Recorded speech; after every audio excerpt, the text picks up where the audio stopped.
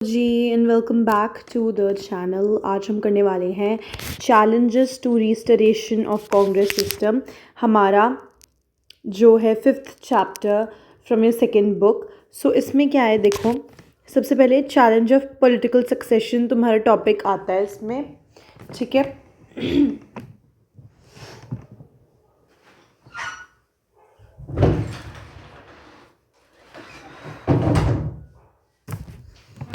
Please अपनी NCERT साथ लेके बैठना।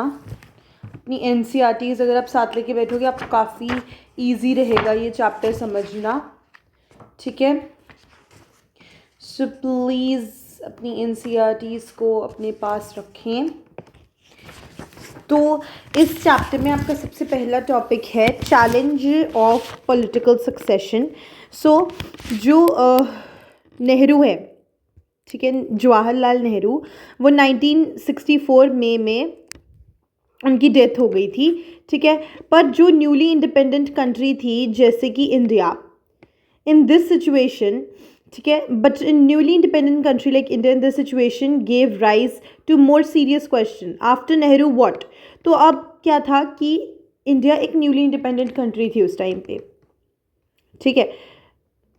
इंडिया एक न्यूली इंडिपेंडेंट कंट्री थी उस टाइम पे, एंड समझ सकते हो ना, एंड क्या दिक्कत थी। अब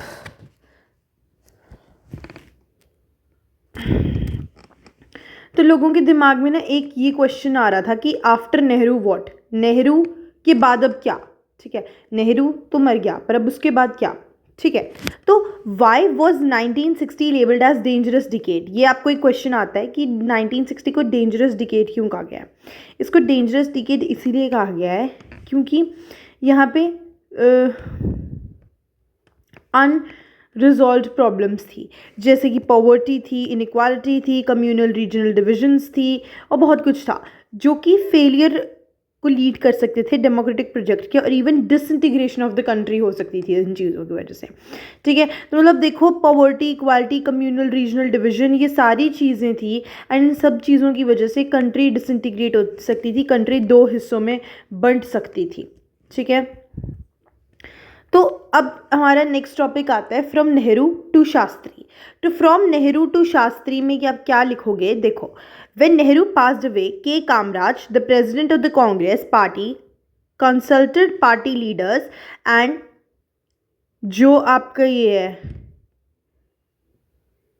एंड एल के बहादुर शास्त्री, एल के नहीं लिखा, ये Lal, okay.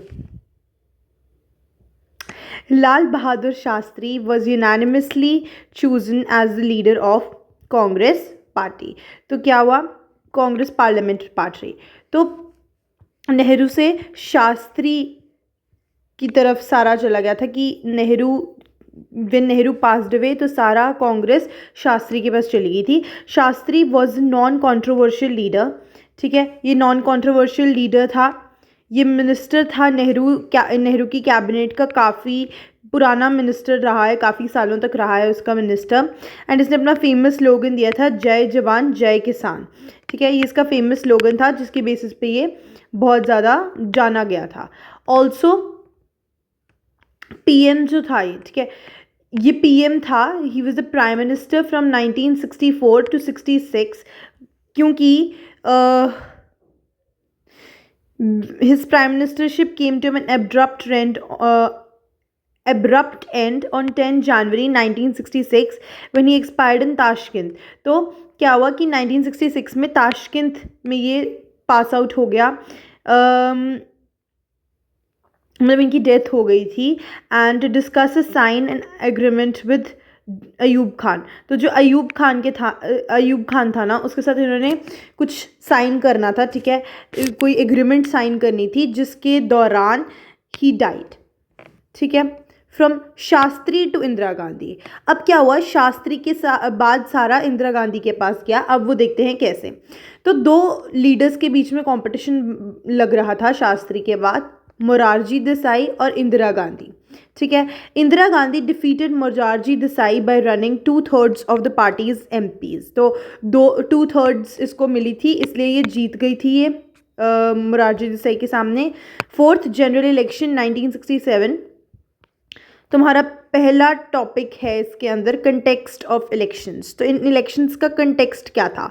2 PMs died in a quick succession. पहली चीज़, 2 PMs एक ही मतलब एक ही लाइक ऐसे ना टाइम पीरियड के अंदर अंदर ही मर गए हैं कि मतलब बहुत जल्दी जल्दी, लाइक पहले जवाहरलाल नेहरू मरे, उसके बाद शास्त्री मर गया है, तो ऐसा सा हो रहा था। Decline in agricultural production, serious food shortage, depletion of foreign exchange reserves, drop in industrial production, exports combined with sharp rise in military expenditure, diversion of resources from planning and economic development। मतलब इतना सब कुछ हो गया था, मतलब सब कुछ हो गया था, सब खराब हो रहा था। एग्रीकल्चरल प्रोडक्शन डिक्लाइन हो रही थी, सब नीचे जा रहा था, कंट्री प्रोग्रेस कर ही नहीं पा रही थी।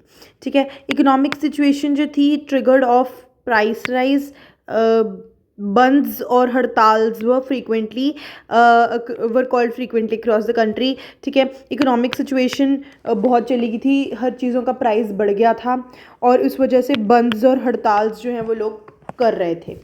Communist and socialist parties launch struggles for greater equality. और communist socialist parties because these were the oppositions. तो ऑपोजिशन का तो काम ही ये होता है कि जो सही चल रहा है उसको बिगाड़ना, है ना। तो ये दो पार्टीज़ ने भी इनका साथ दिया। मतलब हाँ, वो गलती हो रहा था, वैसे कुछ सही तो हो नहीं रहा था, बट इन पार्टीज़ ने भी इनका साथ, इनको इनके खिलाफ जो है वो लड़े कि हाँ भाई ऐसा ऐसा हो रहा है तो करो कुछ। फिर तुम्हारा टॉपिक आता है नॉन कांग्रेसिज्म।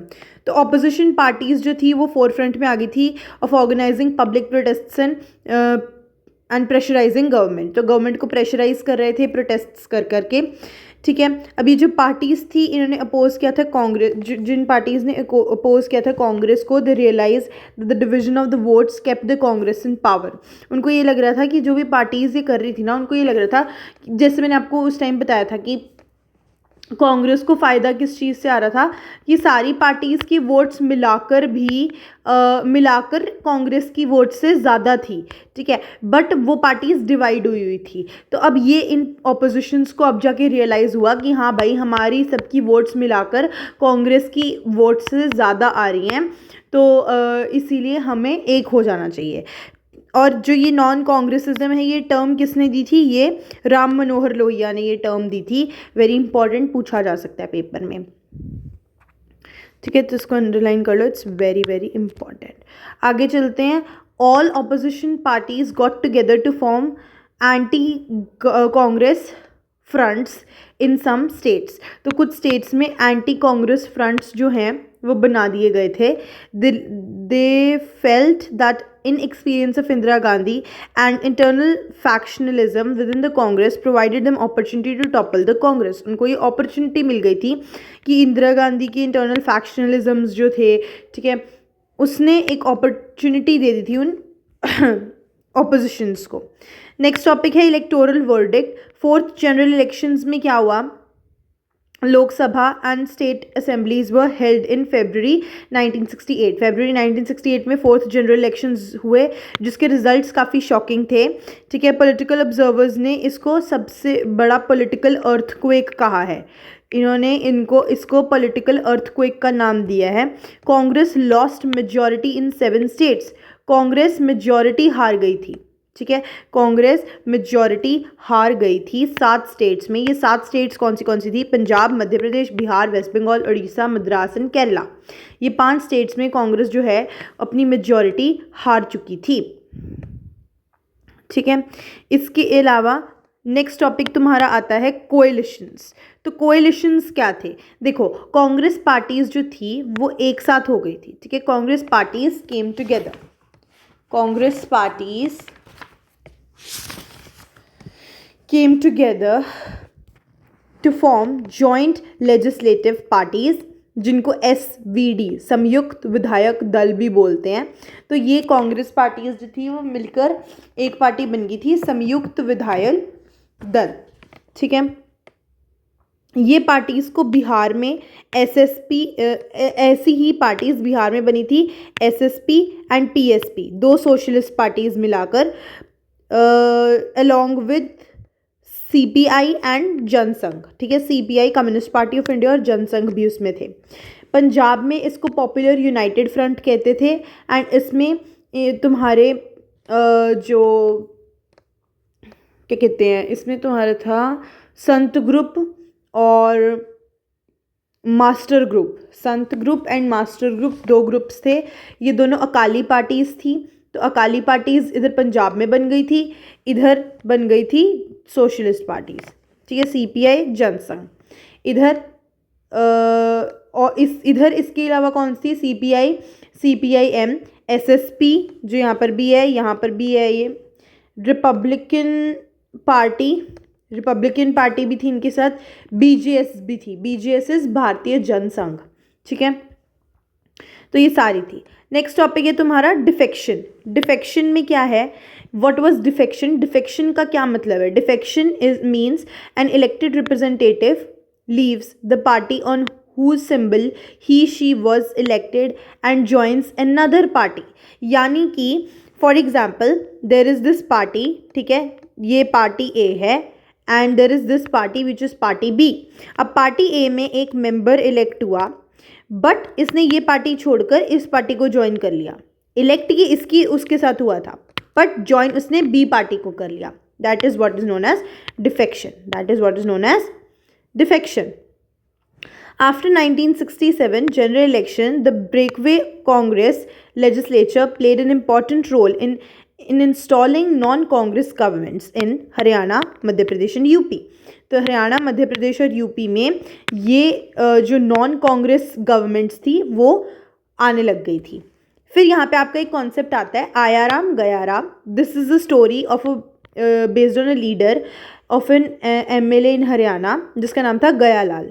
इसने अपनी पार्टी थ्राइस चेंज करी थी इन फोर्टनाइट। पहले कांग्रेस से यूनाइटेड फ्रंट में गया, फिर यूनाइटेड फ्रंट से कांग्रेस में आया, फिर कांग्रेस से फिर यूनाइटेड फ्रंट में गया। इसने एक फोर्टनाइट में अपनी पार्टी 3 बार चेंज कर ली थी। सो इसीलिए this is Aaya Ram Gaya Ram, this is known as defection. इसने डिफेक्शन परफॉर्म किया था, ठीक है, कि पहले कांग्रेस से इलेक्ट हुआ, फिर उधर जाकर यूनाइटेड फ्रंट में चला गया, फिर यूनाइटेड फ्रंट में ये इलेक्ट था, यूनाइटेड फ्रंट का मेंबर बन गया था, उधर से ये फिर कांग्रेस में आ गया, फिर ये कांग्रेस को छोड़ के फिर वापस यूनाइटेड फ्रंट में चला गया था। तो मतलब इसने 3 बार अपनी पार्टी चेंज करी थी। स्प्लिट इन कांग्रेस, कांग्रेस में स्प्लिट हो गया था। ये तुम्हारा नेक्स्ट टॉपिक है कि कांग्रेस स्प्लिट हो गई थी 2 पार्ट्स में। पहला, अब देखो कांग्रेस में ना दिक्कत क्या आ रही थी कि मेन बात ये थी कि उन्होंने ना इंदिरा गांधी को कांग्रेस का लीडर इसीलिए बनाया था क्योंकि वो ये सोचते थे कि पहली बात, शी इज़ अ वुमेन, लड़की है, कुछ नहीं कर पाएगी, हम इसको पपेट की तरह चलाएंगे। But what Indira Gandhi proved is, Indira Gandhi ने क्या प्रूफ किया, इंदिरा गांधी ने प्रूफ कर दिया कि लड़कियां किसी वो वाला कि हमारी छोरियां छोरों से कम है क्या। तो उसने प्रूफ कर दिया कि नहीं, मैं उसने पार्टी खुद अपने बलबूते पे चलाई, ठीक है, उसने किसी की नहीं सुनी। शी वाज लाइक मैं जो कर रही हूँ सही कर रही हूँ, ठीक है, तुम मेरे को अपना ज्ञान मत दो, ठीक है। तो वाली चीज़ आ जाती है। तो स्प्लिट हुआ कांग्रेस में। अब ये स्प्लिट क्यों हुआ, कांग्रेस में स्प्लिट हुआ था जिसमें कांग्रेस ओ और कांग्रेस आर बनी थी। कांग्रेस ओ वो थी जो सिंडिकेट्स थे, ओल्ड पीपल ऑफ कांग्रेस, जो इंदिरा गांधी के खिलाफ थे, एंड एक थी कांग्रेस आर, इंदिरा गांधी की कांग्रेस। नाउ ये जो थे ओल्ड पीपल, दे वर पीसफुल इन्फ्लुएंशियल पीपल, ठीक है, ये पीस में जो है भरोसा करते थे।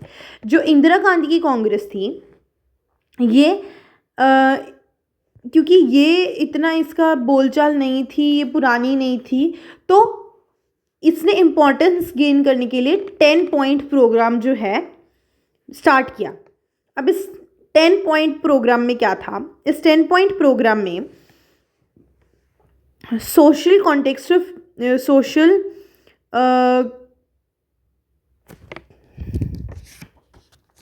एक सेकेंड,